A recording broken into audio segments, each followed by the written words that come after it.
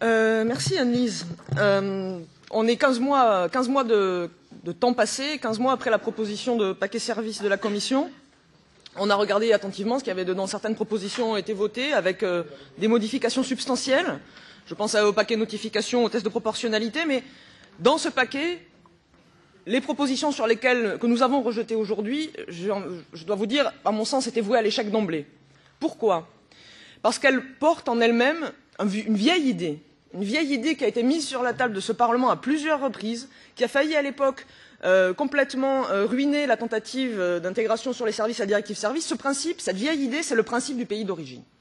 Et les mêmes causes ayant les mêmes effets, il était inévitable que nous arrivions aujourd'hui à ce rejet, et je m'en félicite. Parce que cette vieille idée, alors on nous a expliqué que ça n'était pas dans la proposition, mais c'est bien, dans le pays de Magritte, on est un petit peu dans le surréalisme législatif. C'est pas parce qu'on nous dit qu'il n'y a pas de principe de pays d'origine dans cette proposition qu'il n'y est pas.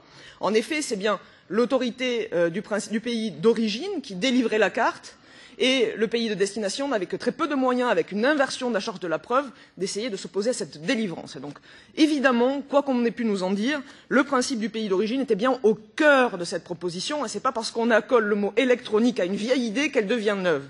Et donc, ce principe du pays d'origine, qui est celui qui sape la solidarité européenne, qui est un facteur de désunion de notre Union européenne, parce que ce principe-là met en concurrence les peuples, les règles, et fait en sorte qu'on s'achemine vers le moins-disant social, le moins-disant fiscal, le moins-disant réglementaire. Nous avons encore une fois fait échec à ce principe, et j'espère que la Commission entendra le message, que ce n'est pas la voie dans laquelle il est souhaitable d'aller si on veut renforcer la cohésion européenne et la cohésion du marché intérieur en particulier. Mais somme toute, il était normal que la Commission IMCO se prononce contre, puisque nous n'avons fait que confirmer une décision unanime. 4 avis ont été rendus par des commissions, 4 rejets. Et c'est donc là la suite logique, et j'espère que pour la suite de nos travaux et la suite de la construction européenne, nous irons plus dans le sens de la solidarité et du progrès social pour l'ensemble des peuples européens, plutôt que de continuer dans cette voie délétère de la concurrence de tous avec tous.